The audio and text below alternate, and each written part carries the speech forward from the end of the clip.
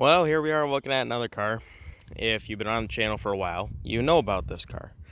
Also, if you've been on Facebook, you may have seen this car once or twice.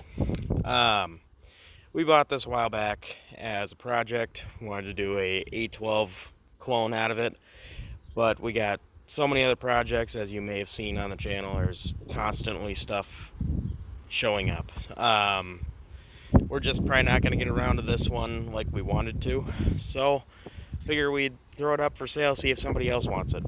So I'll tell you the price right now. As it sits, with everything I'm going to show you in this video, as it sits, asking $12,500, minus the engine and transmission, $11,500. So just depends on what you want to do. You know, I'll take another $150 off if I get to keep the wheels too.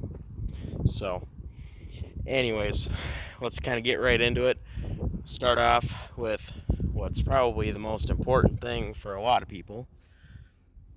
It is, if I can get it to actually focus, a real Super B hardtop car. It's not a Super B Post, it's not a Coronet 440, it's not a Coronet 500, it's not any of this other lower level stuff. This is a real Super B.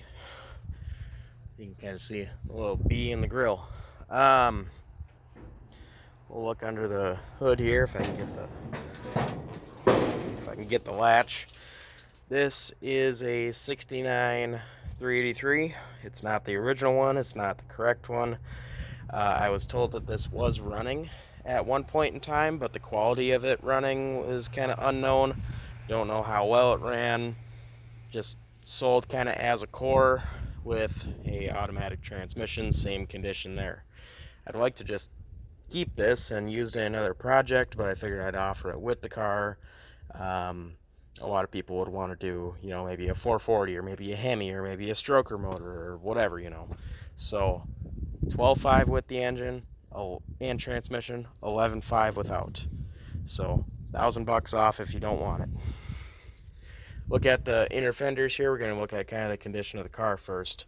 First of all, no fender tag. Don't have it. Don't ask. I don't have it. Frame rails on this car all the way through are perfect. The inner fender on this side is perfect. The inner fender on this side is not. It's got kind of a buckle area here, and it's got these holes drilled in it for... I have my suspicions as to why those are there, but we'll get to that later. I think there was some sort of potential, maybe some sort of a nitrous related setup over there. I don't know why they would drill holes like that for it, but maybe to run lines or something. I don't know. This wasn't the engine that was in it when it was ran last. I have no idea what was in this car, but I think it was probably built up pretty well at one point in time. Needs lower radiator support. That's not even there. This piece is kind of just scabbed in. It's got a hole there.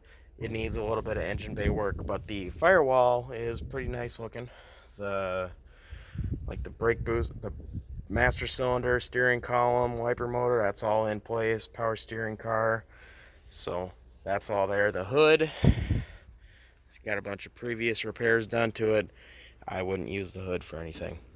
I have a flat Coronet hood that you can cut for the scoops. I have one of those. I will include with the car if somebody wants it. But if you don't want it, that's fine. You can just put an A12 hood on it. So that's the engine bay. Look at the front bumper is junk. It's got a hole there and an even bigger hole over there. But they make those aftermarket now, and you can get good core ones to rechrome. The fenders, a little bit of rust in the lower, and the strange thing is it's got these very just random rust holes on the top, but you can kind of cut this out right here, and I do have a parts fender that I could cut those pieces out and give them with the car. Be happy to do that. Look at the other fender here. The other fender, this top line's all good. These fenders are off like a Cornet 440 or 500 or something with the trim.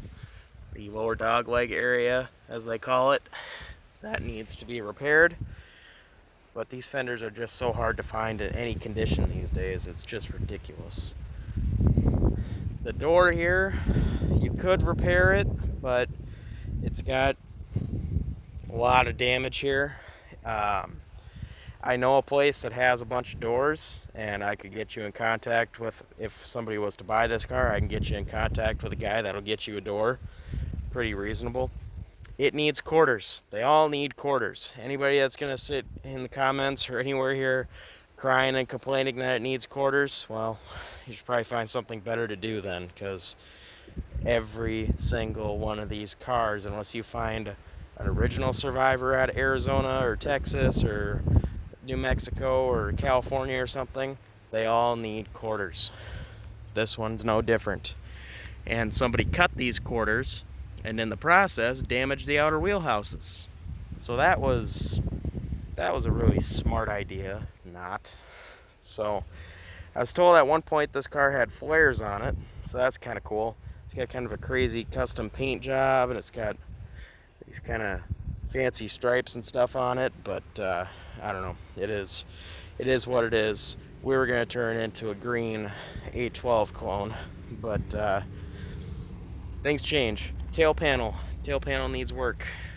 Tail panel has a lot of holes in it, a lot of issues, but it does come with this tail panel, which does have a couple little spots, little issues here and there. Like there's a hole there, there's a little bit of rust over here, and it's a little bit thin down low, but it's better than nothing. So that's what we got going on there.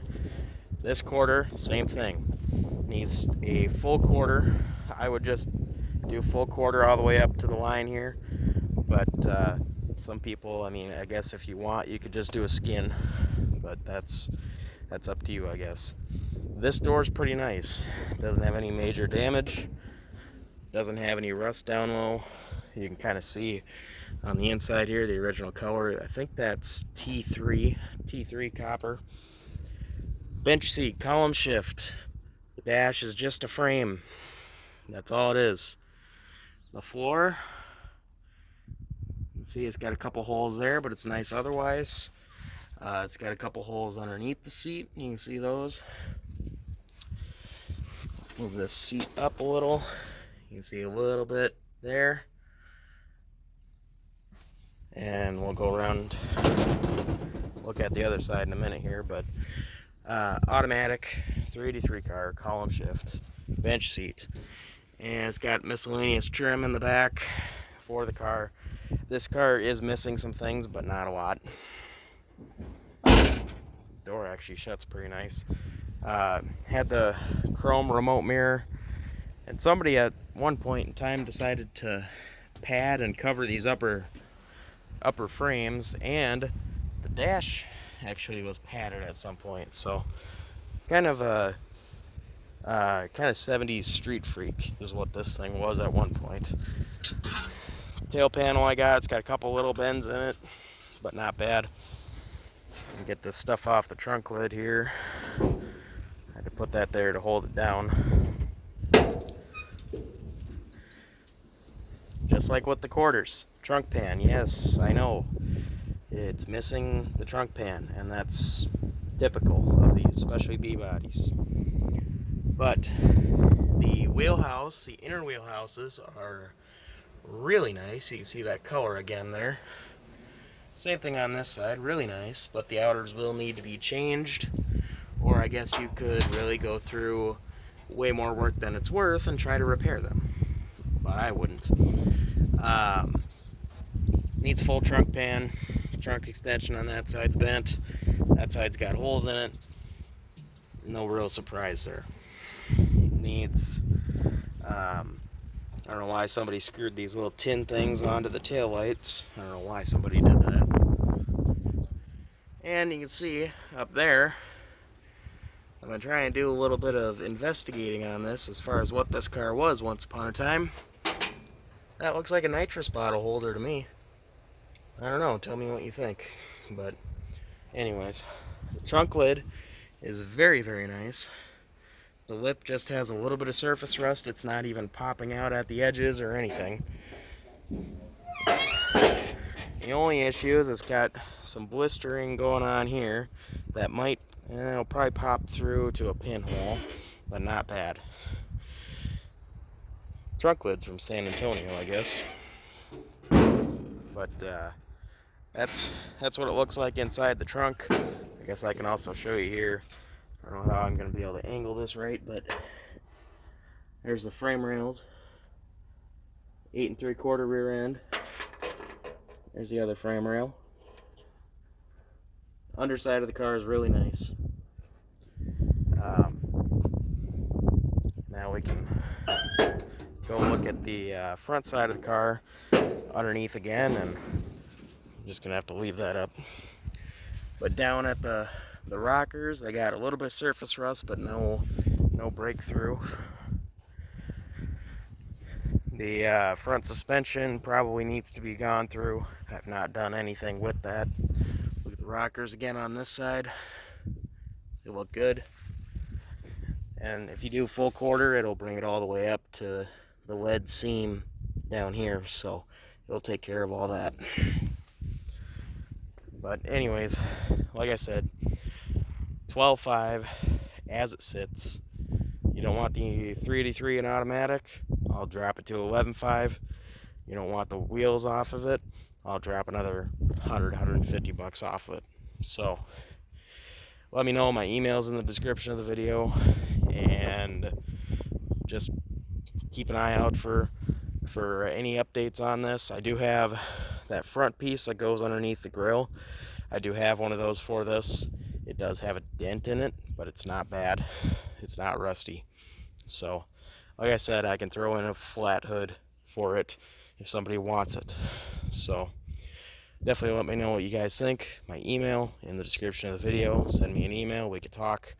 It's located in Farmington, Minnesota. I probably should have mentioned that earlier. Zip code 55024. And definitely contact me if you need anything. And we'll be doing a video on that 68 Coronet RT next. That's going for sale as well, but we'll get into that later. Anyways, I'll see you guys in the next one.